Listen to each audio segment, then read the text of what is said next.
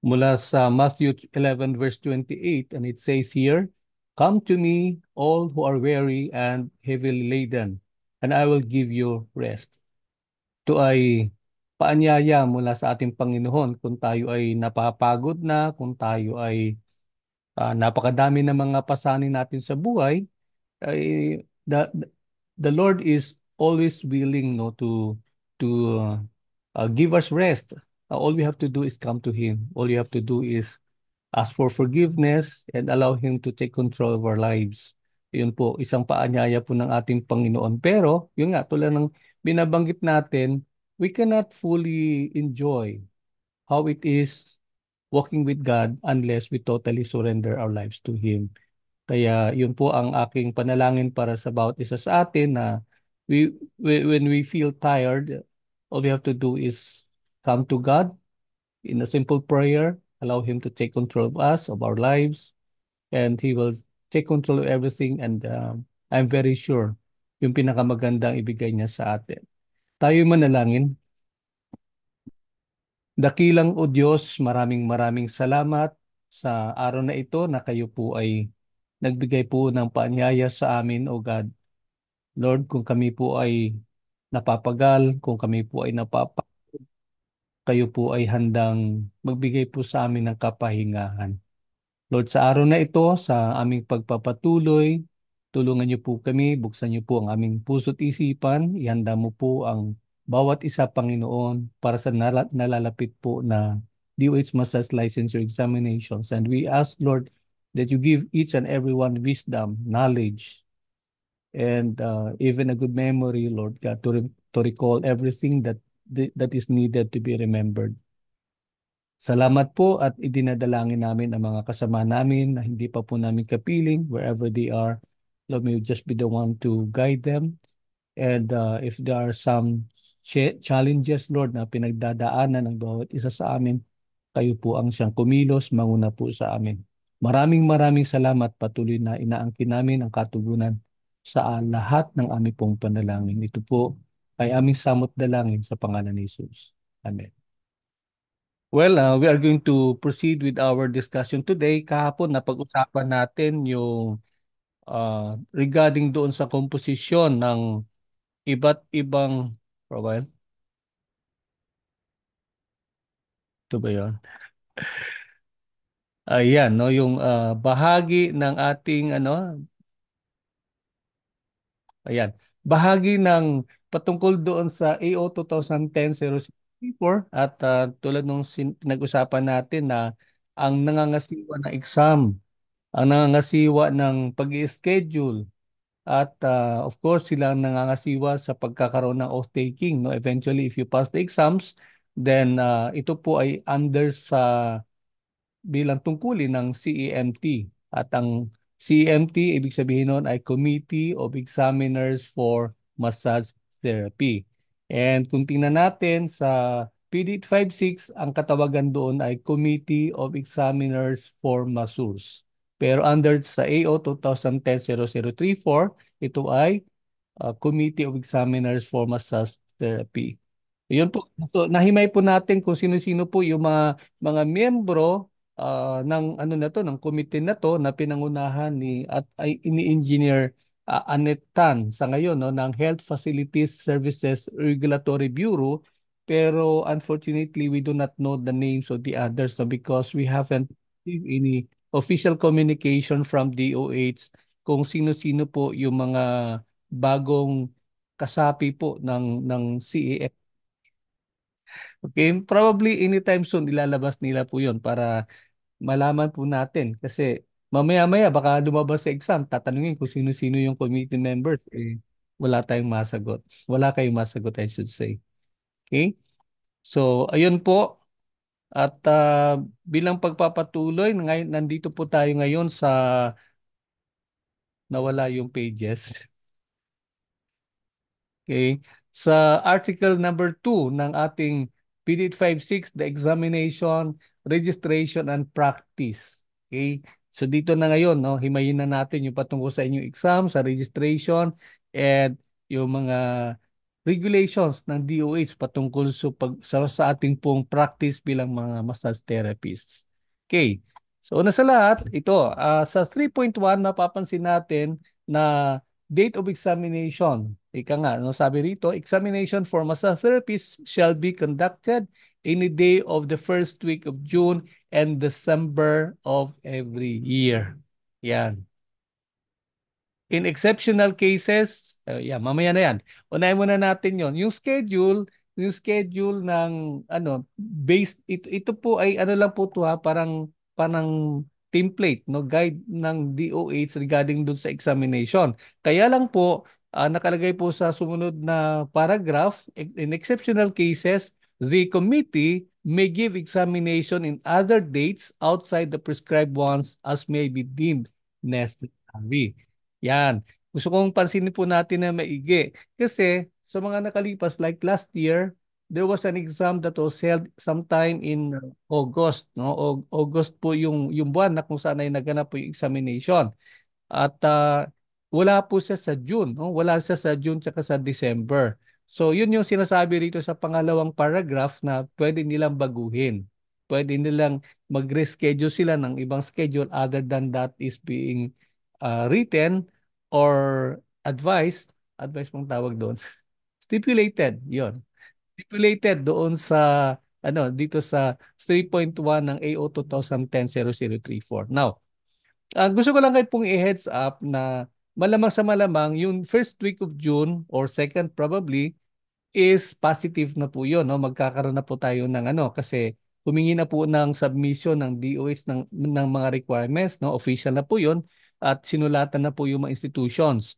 Kaya sinabi namin sa inyo na maaga pa lang kumpletuhin nyo na yung mga requirements para mayroon pa kaming chance na pwede namin i-evaluate before we send it to officially to Manila.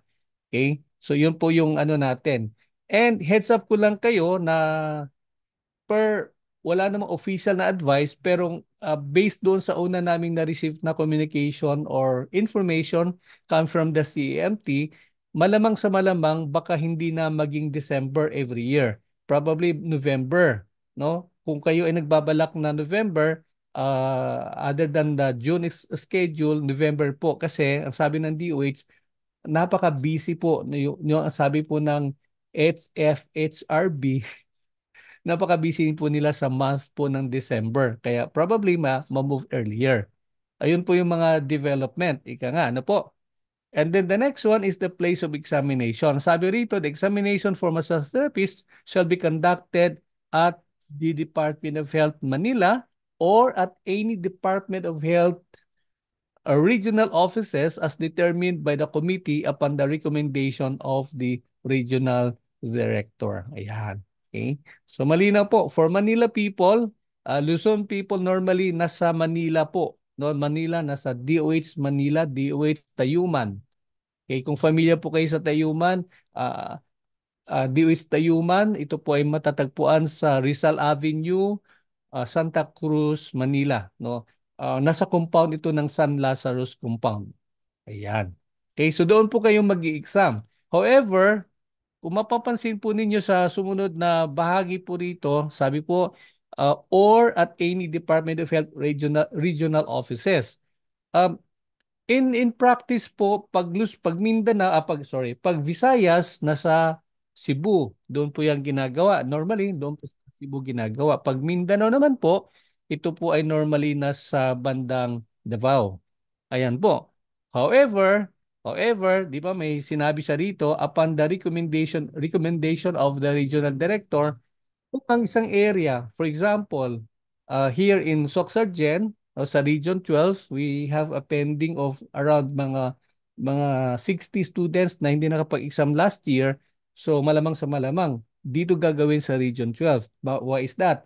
Kasi po ang ika nga sa DOH, kapag more than 50 sa isang area ang mag-exam, then gaganapin nila yung exam na yan sa isang particular na region. Okay? So, for example, kapag sa Zamboanga Sibugay o Zamboanga Peninsula, no, sa Region 9, mayroon silang 50 na mag-exam, then mayroon ding ipapadala ang DOH na team na magkakandak ng exam sa Zamboanga. So ganun po yung ano po, yung possible na mangyari. Okay. Ano yung qualifications? No, ito na, napag-usapan na natin early on pero for purposes of our review, tingnan natin ano ba yung qualification ng mga mag-exam, no, ng mga applicants for the licensure examination. Number one, he or she must be a Filipino citizen. Yan. Okay? There was a time, meron tayong estudyante from I think that was from Africa, napapanood pala tayo sa YouTube, no? At sabi niya, gusto niya maging license. Sabi niya gano'n. Kaya lang, nung chinek natin, hindi naman sa Filipino citizen, no? Siya po'y African, hindi po pumede. Okay? So, kailangan po kasi Filipino citizen. The number two is at least 18 years of 18 years of age at the time of the examination. So, pinaka-minimum na age requirement is 18 years of age. Okay? 18 years old. Kaya 2 years ago, meron tayong visually impaired na estudyante na nag-training sa atin. Kaso lang at the time na magla-licensure exam, hindi siya pumede kasi wala pa siyang 18 years old. Kaya pinagpaliban muna. No? Kasi hindi po siya pipede sapagkat hindi pa po siya naroon sa ah, edad na kung saan ay inaalaw na mag-licensure exam ang isang aplikante. Ang sumunod naman, he or she must be of good moral character as certified, no?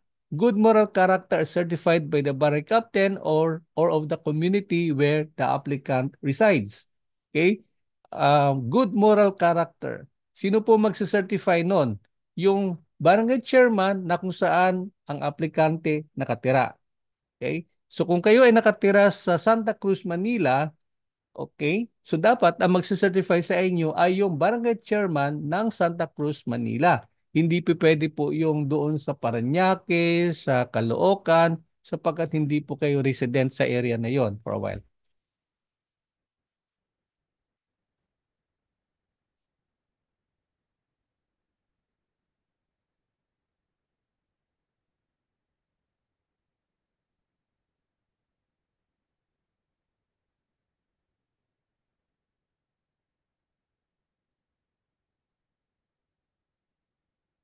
Ayun. And then, minsan po mayroong kaunting confusion. Yung iba sa atin, pumunta sa barangay, humingi siya ng clearance o good moral character pero ang binigay barangay clearance. Pwede ba yun o hindi? Ano sa tingin nyo? Hindi pwede po yon. Kasi ang barangay clearance normally po para yan sa business. Kaya kung kayo ay nag-apply ng business at binigyan kayo ng barangay clearance, even if under your name, hindi po pwede kasi ang hinihingi ng DOH ay ang Certificate of Good Moral Character. Ayun po ha, malinaw na malinaw, malinaw po kaysa sa sikat ng araw. Okay? So kailangan po certificate of good moral character, hindi po pwede po yung barangay clearance, no? Yung iba naman barangay clearance pero sa ilalim nakalagay certificate of good moral character. Well, take life na lang po kayo, no? Pero ako hangga't maaari certificate of good moral character.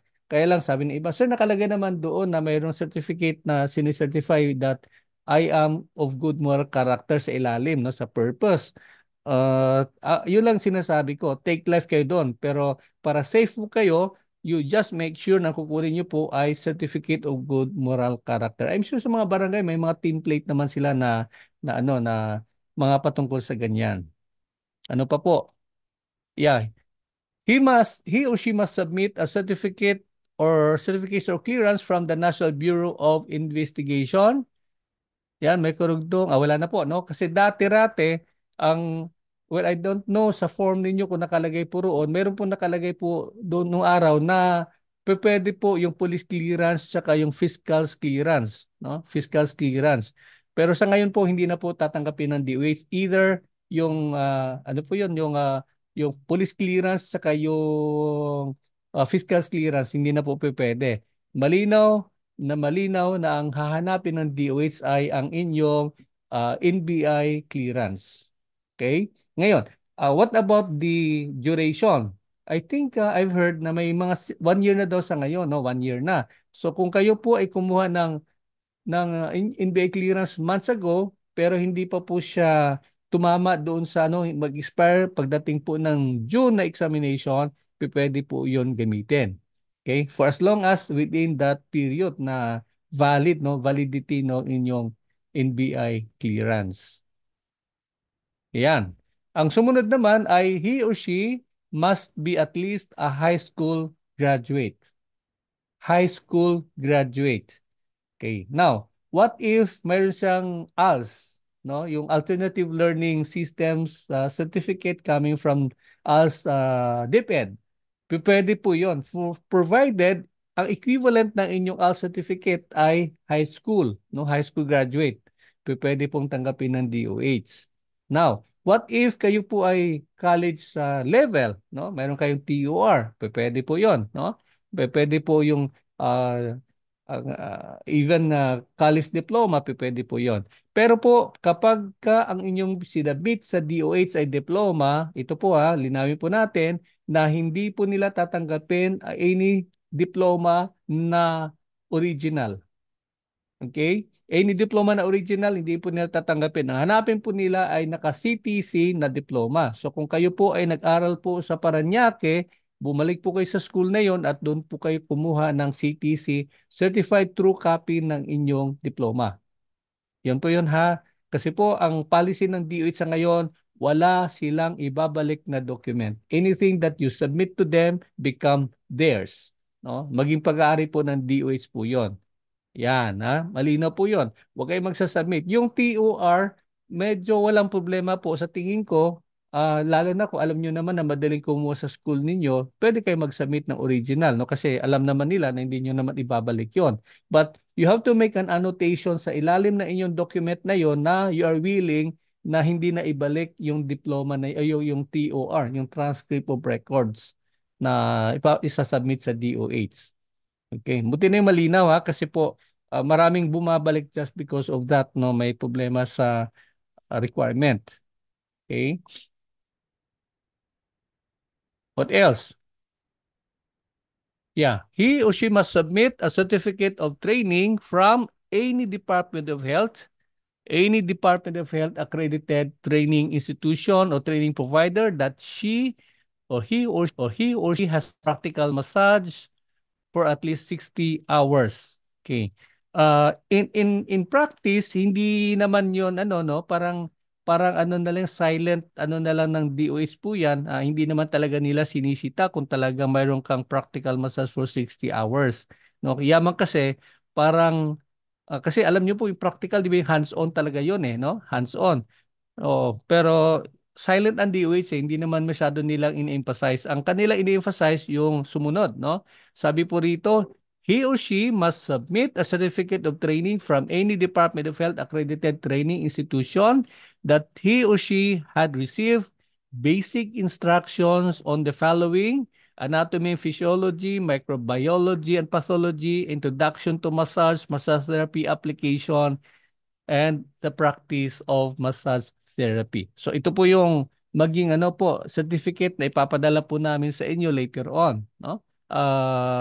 Ayun po, kasama na po actually yung dalawa na yan no? Na naka-indicate po yung inyong training sa academic subjects and then meron kayong oral practical na ano po na exposure no, ng training. Okay. So, yung dalawang huli ay manggagaling po sa institution. Kami po ang magpapadala noon, isasama po namin sa inyo. Ngayon, linawin ko lang kasi there are times yung iba naman kasi po hindi sila makapag-exam, sabi nila, gusto nila pong makuha agad yung ano, yung kanilang yung certificate of completion. 'Yon. Completion ang tawag po ron, COC. Okay. Now, linawin ko, pwede namin i-release yung COC provided number one, na-complete nyo yung training, no? Of course, na-settle nyo lahat ng mga fees, okay na po 'yon. But kung sakasakali mag-release ang institution ng certificate of completion, that doesn't necessarily mean na kayo ay pwedeng dumirekta sa DOH. Okay? Merong iba kasi naging ganun ng nangyari no. Gusto nilang kunin yung COC kasi sabi nila ang bagal naman ng AUSA, kami na lang pupunta ng DOH at doon na lang kami magsasubmit. Okay? Hindi po pwede po yung ganun, no. We can release the COC but it has to be the institution that will recommend you to DOH. Walang walk-in sa DOH, no? Huwag kayong pumunta didiretso doon sa committee at sabihin niyo, oh ito, kumpleto na ko yung mga aking requirements and then gusto ko na ma-exam, no? Ito yung aking application. You will never be entertained by the committee unless you are being endorsed by the accredited training provider at saka training institution. So, yun po. Okay. The other requirements, ano lang po, no? Inad na lang po natin yung mga pictures, mga ganon. So, hindi na po sinama dito po ng DOH. Okay. Ayan. Application and examination fees. Applicants must submit to the committee secretariat the prescribed application form duly accomplished and notarized and accompanied by, oh yun, may kasama palang pictures dito. Excited. Okay, dito po nakalagay po yung picture na passport size. Tatlo po yan and taken within not taken within the last 6 months. Tama ba yun? Taken within the last 6 months. Okay? Kaya lang po, ang dagdag natin po rito ay kailangan meron pong, anong tawag po nun? Name flute. Ang tawag ng iba, name flute o nameplate. No? Merong pangalan po ninyo doon sa ilalim. Okay? Tsaka make sure po yung picture na po yon ay ano po ha, yung pinakamaganda yung larawan. Yan. Kasi po pag kayo ay ah, pinalad, no, kayo ay pumasa sa exams and then mabibigyan kayo ng CUC, yung larawan na yon, yung picture na yon, yun yung gagamitin sa inyong lisensya. Yun yung ididikit doon. Yan. Okay? So, yun po. Applicants shall pay an examination fee. Huwag na kayong mag-alala. Si Ausan ang bahala po sa inyong examination fee. Kami nang magbabayad po niyan. The application form and examination fee, including the necessary documents stated, must be filed 2 weeks before the examination date. Ito po, medyo meron pong kaunting mga pagbabago, no? Kasi, as I've said, hindi nila masyado nasusunod na po to, no, for the past 2 to 3 years.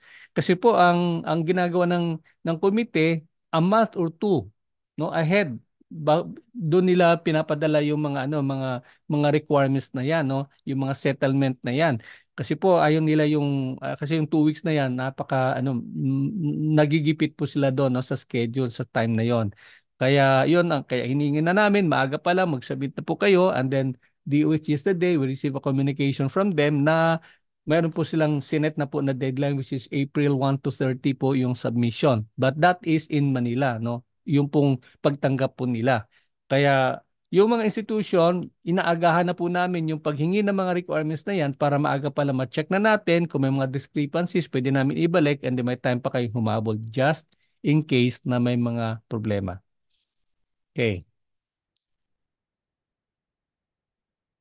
Ayan, no? So, kailangan ma-comply, ma-submit yung mga requirements na yan, makapag-settle tayo. In our case, it will be AUSA who will pay for your registration fees. And then, yun po, pagkatapos po nun, saka na po ipapublish ng komite kung sino-sino po ang mga magiging examinees. Yan. Okay. Scope of examination, 3.5, section 3.5. Okay. The examinations will be conducted in two parts. You have the theoretical and the oral practical. The theoretical examinations shall be conducted in writing and shall be comprise basic questions on the prescribed curriculum. Ano po yung prescribed curriculum? Ayun po yung nabanggit po natin, anatomy, physiology, microbiology and pathology, introduction to massage, massage application, and massage practice. So yung lima po na yon, yun po ang bumubuo ng prescribed curriculum ng DOH. Okay? The oral practical examinations consist of 3 phases. Ito yung sinasabi natin at hinihingi ko sa inyo na video. Pre-massage phase, the massage proper phase, and the post-massage phase. Yan. Okay? Pero doon po sa massage proper, no? O sa stage na sinasabi natin ay nandoon po yung 5 basic stroke manipulations and then the variations, sub-variations, description, and if carry ninyo po yung mga benefit ng mga strokes na yon, pwede nyo pong banggitin. No? So ito po yung ano ha, ito po yung sa AUSA yung po hinihingi po namin sa inyo the video na kailangan niyo i-produce and to submit it to us ahead of time hangga't maaari para ma-evaluate po namin. And then pag okay po yan, okay po yung exam, then there you go, no? Pwede na po namin kayo i-recommend sa DOH. Now, regarding sa examination by the way, sa written exam, yun. Tanong kasi ng iba, sir, ano ba yung exam online? Hindi po. Face-to-face po ang lahat ng exams. Kaya ng DOH ha, ang lahat ng exam ng DOH is face-to-face. How many items? How many items? You will be given 100 test questions. Every exam, 100 lang po yung binibigay ng DOH. And how long will you consume the 100 test questions? Abutin po yan ng 4 na oras mula alas 8 hanggang alas 12 ng tanghali. No, kaya napaka napakaliit, maliit ba? Napakaiksi. Napakahaba pala, I'm sorry. Napakahaba ng oras, 4 na oras para sagutin ang 100 tanong ng inyong ng inyong written examination. Kaya yun ang sinasabi namin po ulit-ulit, huwag kayong nagmamadali kasi you have ample time to answer all questions there is no, sa inyong examination. Now, ano ang pattern? Paano binibigay yung exam? As always in the past, laging multiple choice. Laging multiple choice. No? So walang fill in the blanks, walang enumeration, walang matching type. Alam nyo naman 'di ba pag nag-aaral tayo yung matching type, yung walang essay, no, walang essay. Ayun, pag sinabing easy, magsusulat kayo, di ba? I-explain niyo yung isang statement, ipapaliwanag din niyo, walang ganon. Simplified po ang examination ng DOH sapagkat ito po ay multiple choice, kaya malaking bagay po kapag kayo ay nag-aaral at in-internalize niyo yung lessons at ina-avoid niyo mag-memorize ng test questions by the way. Ayan po ha. Based sa akin pong karanasan, ang test question na minimemorize, normally po 100% hindi po yan lumalabas. Okay? In one way or the other, nire-recraft po yan ng DOH. Iba po ang pagka-present. Kaya kung memoryado niyo ang test question, yari po kayo. I have a classmate in the past, ganun yung ginawa niya. No? Mangha-mangha kami sa kanya. Talagang 2 exam namin. Perfect. 100. Yan. Oh, 100 lagi yung mama. Okay? Awa ng Diyos, pagdating ng DOH, bagsak. Okay? Kaya po, napag-alaman po namin na, ewan ko kung saan niya pinagkukuha yung kanyang mga test questions at doon lang siya nag-aral. Hindi na siya nag-aral ng libro. Hindi na siya nakikinig sa klase. Doon lang siya, focus siya, minemorize niya. Wala. Yari siya. No? Kasi hindi po exactly ganon ang tanungan. If you know the concept, if you know the idea therein behind that concept, the question that is being asked, pwede nyo pong sagutin yan, no? Kasi meron kayong working knowledge. Ika nga, no? Naiintindihan nyo yung concept at kahit balik-balik ta rin yung pagtatanong, madali nyong masagot. Kasi naiintindihan. Kaya po, yung inyong quizzes is only an aid. It's only a tool para i-assess kung how far you have learned. Pero hindi po yan ang dapat ninyong i-memorize. Okay? Essential sa pag-aaral is yung inyong understanding of the lessons. Ayun po. Kaya yun po like kong sinasabi, kapag hindi nyo po naintindihan yung presentation, you ask questions, no?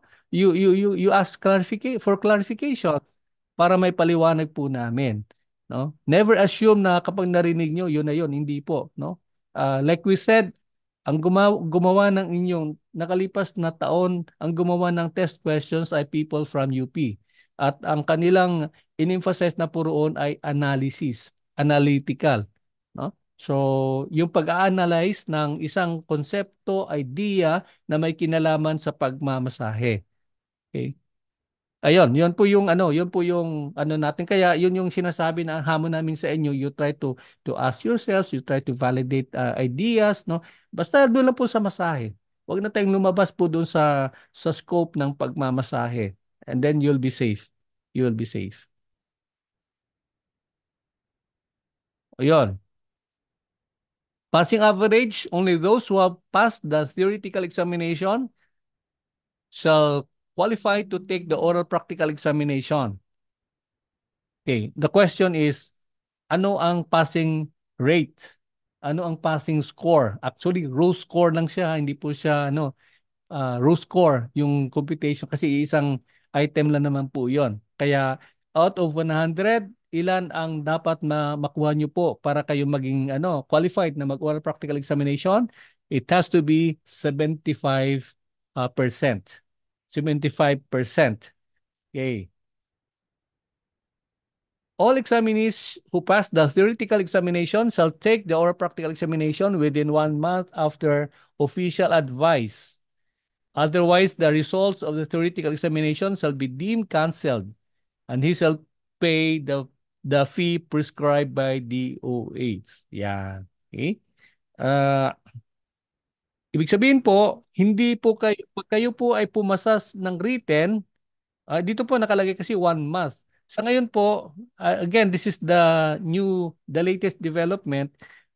Hindi na po nila pinatatagal ng 1 buwan. Dati kasi umaabot pa minsan ng 2 buwan eh. No, kunwari, ngayon ang February yung written examination, and then in-schedule ng DOH mga sometime March yung practical examination. So ang haba, ang haba. And of course, yung agony of waiting, no? Iba iba kasi yung nag-aantay ka, you are anxious, ano mangyayari sa oral practical examination. Although may mga good and bad din sa points, no? Kasi yung iba, mayroon talagang time sila maghanda kasi mahaba-haba pa naman yung practical exam. Sa ngayon po, gusto kong linawin na hindi na po matutupad yung 1 month. Why? Kasi po sa ngayon, if you take the exam on a Monday, the results will come out on a Tuesday, and probably from Wednesday up till Friday. Yun yung inyong maging oral practical examination. So mabilis na po sa ngayon, no? Kaya if you live in Cavite or Batangas or wherever you are in Luzon, pagka pumunta ng Manila, you just stay for a week, then all done. Tapos na po yung exam. Ganun po yun. Mag-antay na lang po kayo ng final result coming from DOH. Okay? Pero malinaw po rito, hindi po kayo pwede mag-oral practical examination kapag hindi nyo po naipasa yung written. At alam nyo naman sa DOH, wala namang take two. No? Pagka nag-fail, well, you have to take it the next time around. Okay? Hindi po kayo pwedeng bumalik within that period and then mag-take two. Kasi one time lang po yon. Yan. Okay? Ayan, nabanggit po rito yung passing general average ng theoretical examination is 75%. And then ang average naman po, general average na inyong oral theoretical or practical examination ay 75% as well. Ayun po. Ayan. Ah, kung kayo po ay nag-exam nung Monday, ah, pagka Tuesday, 'di ba yun yung time na no, i-check ng DOH 'yon. And then pag Wednesday, yun yung schedule ng practical exam. In between, magpa-publish na ngayon yung DOH, no? Magpa-publish yung Health Facilities and Services Regulatory Bureau, yung HFHRB. Like ko nabubulod yan sa FHSRB na yan, no? Or yung CEMT na yan, sila din ang maglalagay ng kung sino-sino at anong araw at anong oras ang inyong exam sa oral practical examination. Now, what if hindi nyo makita yung inyong pangalan? Sinilip nyo, no, lumabas na, nandito na, no, na-publish na. And by the way, pinapublish ng DOH yan sa sa kanilang website.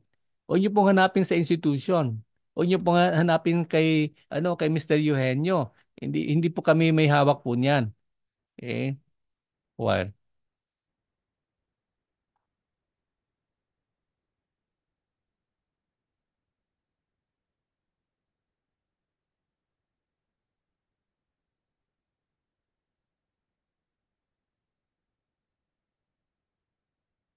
dali.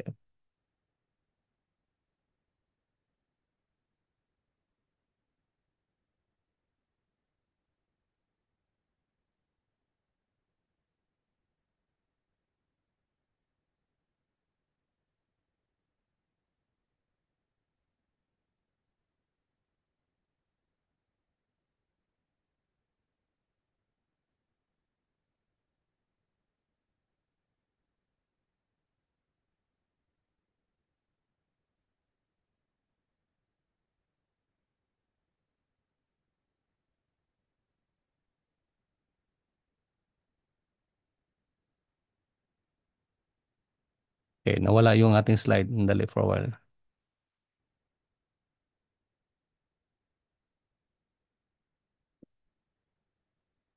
Okay. So, hindi po kami ang we are not the repository of the exam results. Ang bigat nun ah. Ano ba ibig sabihin nun? Okay. DOH po at ang kanilang website doon po natin malalaman. No? Kaya kung saan po kayo kumuha ng inyo, 'di ba? Pumunta na kayo sa website po ng Health Facility Services Regulatory Bureau. Kung saan po kayo nag-download na inyong application form, doon din po ipapublish ng committee, no, ng committee yung result ng inyong examination. Kaya pag wala yung pangalan niyo po roon, that means congratulations. No? Better luck next time. Ganun po 'yon. Okay? Next. Oy, are we early? Yeah, maaga po tayo. No? So, ayun po. Do you have any clarification so far? Meron ba tayong karagdagang tanong?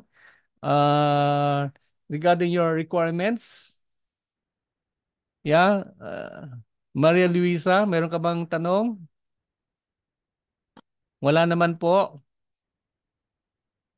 Okay. Star Life, do you have any question?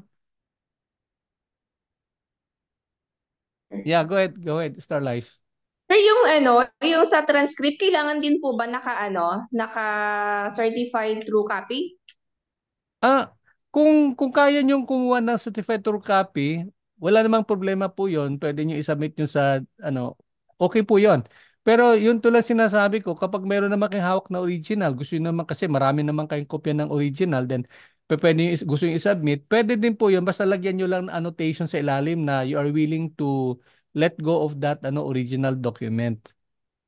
Nung transcript of record Oo, ko. yung TOR. Okay. Yes, sir. Yeah. Oo. Oh, Pero kung okay. pero kung para lang walang hassle, kung malapit-lapit lang naman kayo doon sa school, yun, doon na lang kayo magpa-CTC para hindi na masyadong wala nang hassle. Ayun lang. Thank you, sir. Okay, you're welcome. Sige, yes ma'am, si Yan. Dali I-mute kita. Yeah, go ahead. Afternoon. Yes, yes, good afternoon. Sir, yung ano po, yung examination po, ano po ba? English or Tagalog? Ayan, that's a good question, no? Lahat ng mga visually impaired, makinig po kayo, lalo na sa mga visually impaired. Ang exam, well, o nga pala, no, hindi ko pala na-confirm. Pero in the past years, laging may translation yan, English-Tagalog, yung questions. Why? Dinisign nila yan sa mga visually impaired, no, sa mga blind na mga estudyante. Kasi ang complaint ng iba hindi nila naiintindihan yung English. Kaya lang kung mangyayari po yung English Tagalog na yan, the answers are always in English. No, wala pong sagot na Tagalog. Wala pong sagot na Tagalog. Ang question, possible po na may translation yung tanong. Okay? Pero O, I hope they're still doing that. Kasi nung unang-una talaga, yun talaga yun. Laging may translation yan. Kasi ang hinaing ng mga visually impaired, hindi nila naiintindihan yung English. So gusto nila na may Filipino translation. Mm. Yan ang dahilan, heads up ko na rin kayo, yan ang dahilan kung bakit nagkaroon ng Tagalog, ang tawag, yung translation, yung manual ng AUSA. Kasi tayo yung isa sa mga pinakauna nag-train ng mga visually impaired and we were around mga 300 nung araw, no? 300, ang dami, no? 300 na mga visually impaired, na mga bulag, na mga massage therapists. At trinain po natin. Kaya lang po yun ang kanilang hinaing na hindi nila masyado maintindihan yung English. Kaya with the help of UP people, nagpatulong po kami para i-translate into Filipino yung manual natin na English. Okay? So, yun lang po yung natin diyan na I hope ibalik nila po yun kasi hindi ko po nabalitaan last examination kung ma-English Tagalog. Saka hindi ko rin natanong. Okay. thank you, sir. O, Okay. natanong ko, sir, kasi in my case, di ba, Mm-mm. Ilonggo po kami, nahihirapan ako sa Tagalog, sir. Mm-mm. Oo, Thank you. oo. Oo, pero siyempre nasa English naman 'yon. Tsaka yung po pala, yung ilagay ko lang sa context yung exam. Ang exam is designed for high school graduate. Kaya huwag masyado kayong kabahan doon. Baka naman ang lalim na English. Kaya lang po, yung mga terms like sternocleidomastoid, wala namang, alam ko litid yon yung sa liig, di ba? Yung muscle dito, sternocleidomastoid. Eh, hindi naman yan ginagamit sa exam yung litid, no? It's always sternocleidomastoid. Kaya, tandaan nyo lang, no? Kasi, ang exam naman to, sinasabi natin is multiple choice. So, if you remember the word and you know the spelling, madali mo siya ma-identify. Ayan. Thank Okay? you, Sir Benj. Sige po, you're welcome. Anything else? Meron pa kayong, si Virgie. Mukhang malalim yung iniisip ni Virgie kanina pa. Ma'am Virgie. Gustong Hello gusto ko yan. po. Gustong gusto ko yan si Ma'am Virgie pagka siyang sa talagang pagka tinignan mo ang Magandang lalim. hapon po. Yes, yes, go ahead, Siyempre Virgie. po, minsan kinakabahan, napapaisip. Actually, humingi na nga po ako ng tulong sa anak ko na magdikit ng mga, ano po ba to, ng mga Wallpaper, Ah, Manila paper. mm. Opo, para lang po meron akong binabasa, meron akong ano, sa tagal din Mm. kasi ng panahon talaga na na-stuck ako sa isang sitwasyon lang na yun at yun at yun lang yung meron ako araw-araw. Ah, Parang ngayon ko pa lang actually sir, sa totoo, ngayon ko pa lang binubuo yung sarili ko. okay. Sige po, so mabuti po yan. Ayan po, dagdagan ko lang words yung ginawa mo, no? Yan po yung ginawa ng nanay ko, no? Si Mami Mila. Yan, nandun sa kabila. Yung habang kasi 'di ba hindi naman siya practitioner all her life. Wala kasi teacher siya all her life I should say. So wala talaga siyang idea sa massage. Kaya nung tinanong niya ako, anak, anong gagawin ko pag nag-retire ako? Sabi ko, Mi, mag-license ka na lang. Okay? Magla-license, wala naman ako alam sa massage. Aralin niyo po. Okay? Yung nanay ko, pina-exam ko talaga. Yan. Tandaan niyo Opo. lagi yan, ha? Nanay ko na yan. Well, hindi lang na-exam sa DOS. Nag-exam muna siya sa AUSA. Kasi usapan namin, hindi kita i-recommend sa DOS kapag hindi mo maipasa yung exam ng school, ng AUSA. Opo. Ayan. Malinaw, walang favoritism. Anyway, so ang ginawa niya po, yung dingding, no? Sandali. Ah, yung dingding ng bahay, yung ng kwarto niya, doon niya po pinagdidikit.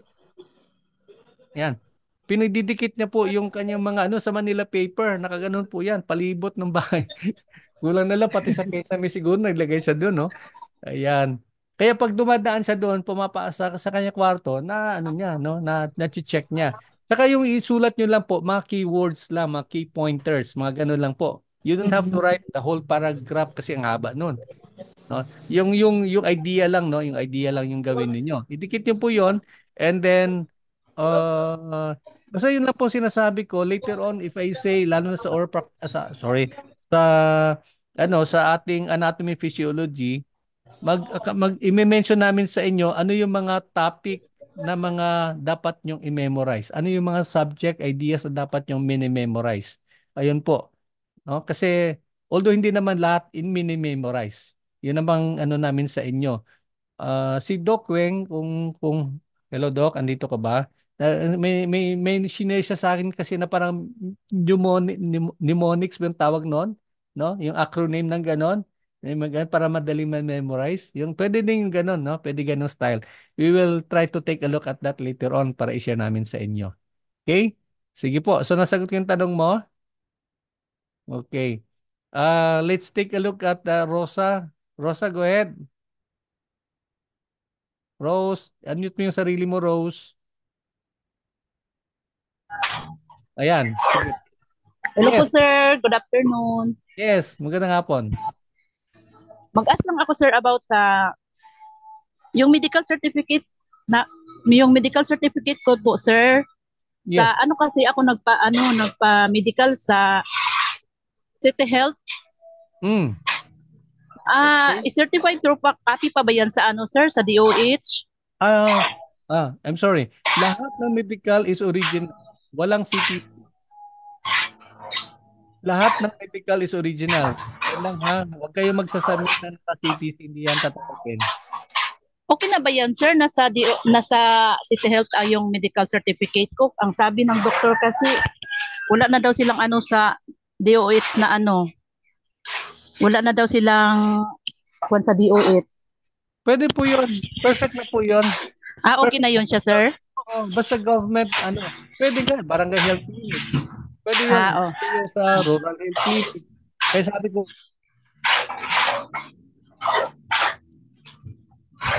Sige, sir. Wala man si sir.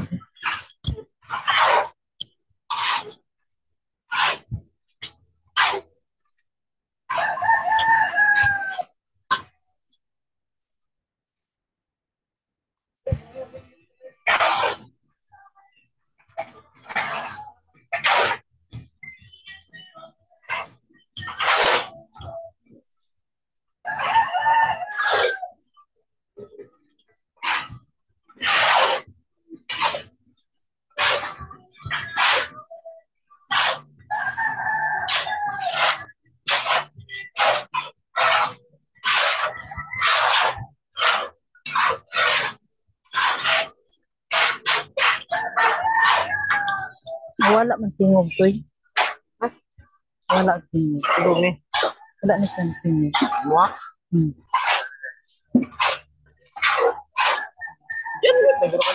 How? Yung wala na siya tingog lagi. Wala na siya tingog.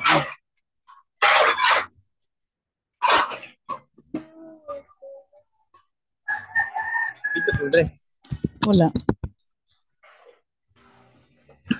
Nana?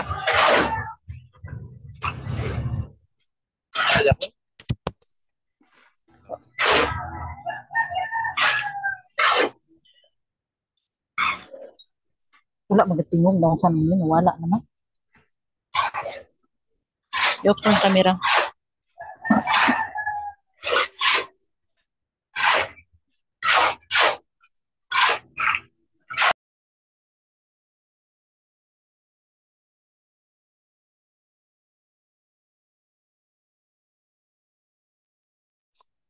ay, thank you, Albert. Oy. Yan ang gusto ko, Albert, laging siya nagmo-monitor, ina-advise niya. Wala pala akong audio. Kanina pa ako nagsasalita. Ang dami ko na sinabi. Okay. Sige po. Salamat sa mga ganun. Pagka may mga kayo, pagka kunwari may mga message kayo na ganyan, wala akong audio, you let me know. Or minsan naman kasi diretso ka na nagsasalita, pwede kayo mag-raise ng kamay and then ayun, sabihin niyo po sa akin. Thank you for the reminder, Albert. Okay. So, ano ba? Nasaan ba ako doon? Meron pa akong gustong banggitin sa inyo. Ayan. Regarding sa video, I wouldn't mind kung babasahin niyo po sa wall yung sasabihin niyo po. But for as long as you perform yung gawin niyo po yung 3 stages, no? Sa manual ng DOH is 3 phases of massage. Magawa niyo po lahat po 'yon. And then yung lahat ng element ng inyo pong model, client, tsaka assessor, nandoon po lahat 'yon, nakikita po sa video. And then kahit nasa bahay, okay lang 'yon, no? Hindi naman kailangan maganda yung background eh. Basta kung kusina 'yon, ang background is lagyan nyo lang ng kortina or kumot. Huwag nyo pakita yung mga ulam doon sa kusina. Maka, makagutumin naman kami niyan. Okay? So, ganun. Okay lang po yung Tsaka, another thing pala, ang inyong model dapat buhay, ha? Yung iba, dati mayroon nag-model ng unan. Hindi pwede unan. Ano yung unan na model? Sir, wala kasi ako makuha ang model eh. Eh di, kaibiganin mo yung mga kapitbahay nyo. Oh, sabi mo lang, bigyan kita ng free massage para mag-model ka lang muna saglit. Yung ganon. Okay? Kung walang practice, yun. Praktisan nyo po yung kapitbahay nyo po. Yan po yung mahalaga po niya, no? Hindi naman, ako, ang ano ko naman, it doesn't have to be perfect. It doesn't have to be, lalo na kung mga kasama natin na hindi naman talaga practitioner, hindi naman kailangan perfect. Basta importante po, naintindihan niyo po paano gawin, nagagawa niyo po. Kunting lang, tweaking ang tawag noon, maiti-tweak natin ng konti. And then, para maganda din naman tingnan. Okay? Like what I've said, I love to tell the story about my mom. Yung nanay ko, wala naman siyang kaalam-alam sa masahe. At the age of 60, 65 something, no, nung nag-retire siya, yung mga pamangkin ko, yung mga apo niya, yun ang kanyang ginawang model. No? Yun ang pinagpra-practicean niya. Pero pagdating sa DOA, siyempre yung adult yung kanyang model. Yan. Okay? Kaya kung nakayanan ng aking ina na retired teacher, how much more for you? Okay? Lalo na sa oral practical examination. So walang excuse na hindi nyo magagawa. Okay? So ayun po, I will entertain one last question before we go. Alanganin na kung tayo mag-usap dun sa next topic natin. Do you have any clarification? Yan, si Che. Uh, Sandali, Che. Che, go ahead. Sir, Yeah. pwede lang po mag-question, sir, regarding sa mga partially blinds. Pag sa exam na po pa, may Ah, oral dictation po ba kayo, sir? Or yung ano po yung, written, bali test paper po, tapos may oral oo. test po. Yung, 'di ba, sa class nyo, sa atin, sa online, partially blind naman kayo, 'di ba? Hindi naman kayo totally blind. So, I will have no problem. Pero kung pagdating sa DOH, tatanungin naman kayo eh. Ano ba, preferred nyo ba na may mag-dictate o preferred ninyo na kayo na lang sasagot? Ganon yung mga tatanungin ng DOH. Kasi tatanungin ng DOH ng komite, sino dito ang ang visually impaired? Kasi po, sir, parang, mm Yes. Oo. So, yun po. Ang kung pero sir, total for if ever din po, baka kung may dictation kasi, sir, mas madali kasi yung may dictation para sa amin. Kasi kung isa-isa manggod mi og basa, sir, mas madugay-dugay manggod mi. oo. Or unsa ba, sir, dictation siya or wala? Ay, By sabihin nyo sa sabihin nyo sa examiner. Doon nyo sabihin sa examiner. No, sabihin nyo sa examiner na gusto nyo na may mag-dictate, yung ganon. No? So, minsan naman kasi sila na yung magbabasa eh. No? Sila na yung magbabasa. You let the examiner know. Kaya kasi kayo most likely Davao or Jensan, no? Jensan, yeah. I think Jensan yung exam natin kasi andito naman yung pinakamarami natin for now, no? We have mga 50 plus kayo, baka 60 lahat na mag-exam sa Jensan, no? Sa region 12. Kaya yun po, pagpasok po ng examiner, sabihin niyo agad na sir, kami ay visual impaired. We prefer na mayroon po magdidictate kaysa po kami magbabasa, and then they will accommodate you, no? Ganun po. Sa oral practical naman, alam niyo naman yun, madali lang naman. Tsaka ang exempted lang kayo sa oral practical exam sa vital signs taking. Oo. Pero may ibang mga blind gusto nila, sir, hindi dapat alam naman namin paano gawin yung vital signs na yan, yung mga ganun. So, depende yan. Pero kung lenient ang DOH regarding sa vital signs taking para sa mga visually impaired na mga estudyante. Okay na, Che? Kasi po, sir, may kasama din po ako mag-take ng, yes po, sir, saglit Oh. lang. May Ano kasama din po ako kasi na totally blind, si Darling. Okay. Si Oo, Darling, sir, student din po ninyo. yung hindi Kasi siya nakapa-exam po ang last. nagtanong kung ano ba yung klase na, yes po, baka so far ay dapat mag-exam siya kung December, tapos hindi daw Oo. siya nakapag-take. Di So sabay sa June, mo to nag-ask siya sa ko, sir, kung if ever daw, may dictation ba? Yeah, may dictation yan, I'm very sure. Okay. You just let them know. Okay? Kasi ihiwalay Sir. naman kayo niyan eh.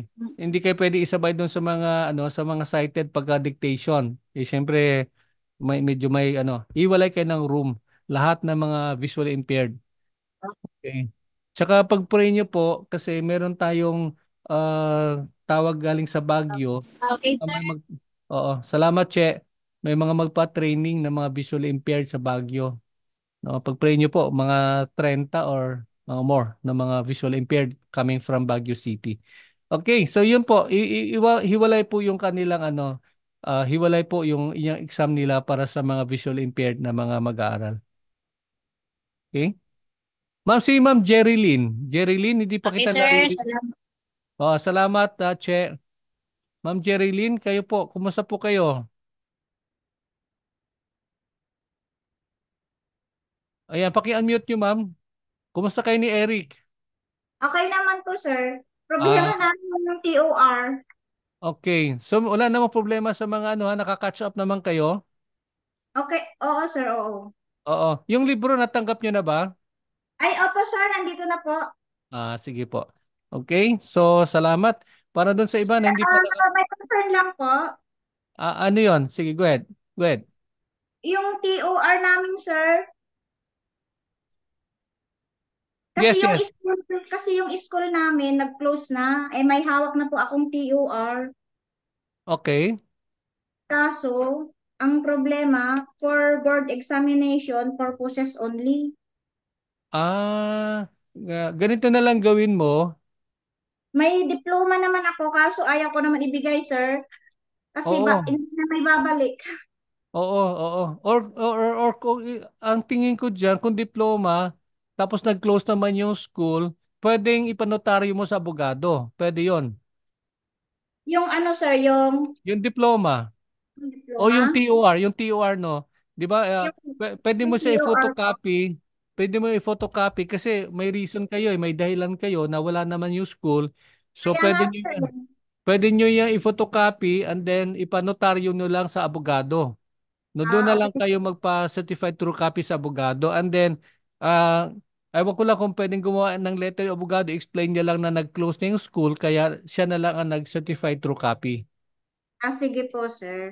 Ganun yung gawin nyo. Thank Okay. you. Kaya tama yung sinabi mo, wag niyo isasubmit yung original na mga document pag alam niyo nang wala na yan, forever niyo nang mawawala yan pag binigay niyo, Oo, no? sir.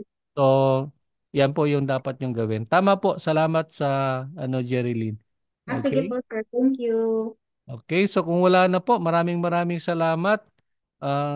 Thank you for your time. Tuloy kayo ng pag-aaral and then reminder sa inyong mga obligations, no, sa iba na may mga obligations pa po sa AUSA. Paki-settle nyo po sa lahat ng mga full payments. Wala na po kayong problema. Yung mga hindi pa po nakakatanggap ng libro, paki-remind nyo lang po. May tanong dito si Virgie. Sir, pero need po ba naka-indicate na for DOS licensure exam?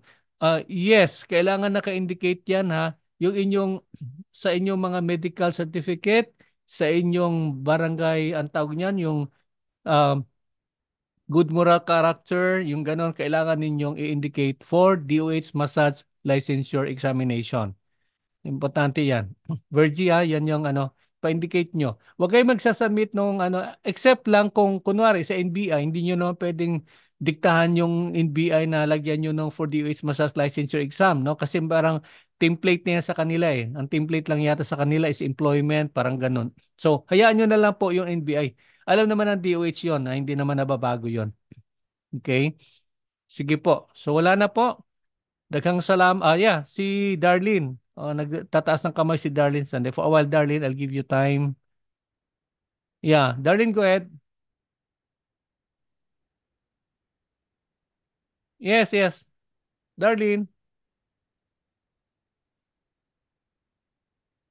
wala wala kang wala kang sound, Darlene.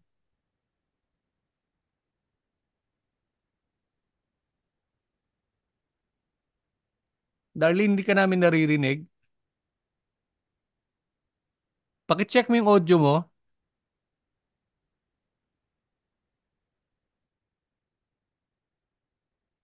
Nag-mute ka uli. Ay, unmute kita. Okay, go ahead, Darlene. Naka-mute ka uli.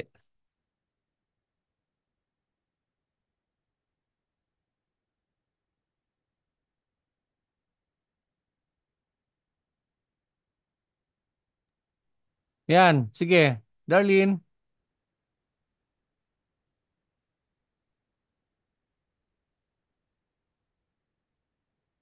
wala. Darlene, ano na lang, message mo na lang ako sa group chat. Sa chat box, I'm sorry. Okay. Sige po. Mayroong tanong po tayong pahabol po dito na sabi ni Angeline, Sir Benz, yung sa video po na isi-send namin sa inyo, need po ba talaga na white ang cloth na or bed sheet na gagamitin? Okay lang po ba na may slight print po ang bed sheets? Thank you po.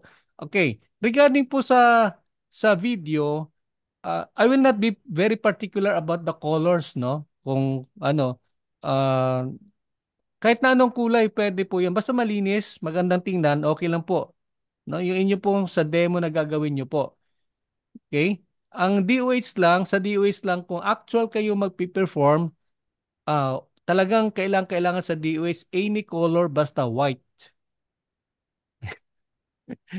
Yan, any color basta white sa DOH. Pero sa video na ipapadala nyo sa AUSA, any color lang. Okay? For as long as malinis at maganda naman tingnan. Ayan. Ayan. Pero sa DOH, huwag kayong magdadala ng iba-ibang kulay. No? Dapat any color basta white. Ayan. Okay? Sige po. Ayan, inintay ko yung ano mo, inintay ko, Darlene, inintay ko yung chat mo. Baka may tanong kang importante. O kung hindi mahabol, ano mo na lang sa akin, no? I-PM mo na lang ako. Okay, so maraming salamat. It's almost, it's 1:04.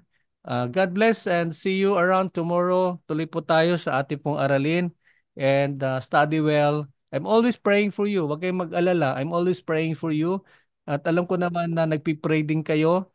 At kung pwede, mag-top kayo sa exam. Yan yung hamon ko sa inyo, no? So, you can do it. Okay? O, sige po. Okay, God bless. See you. Margie, yung sa libro, nagpadala na po ako. Antayin nyo na lang po. Bye! Arigato!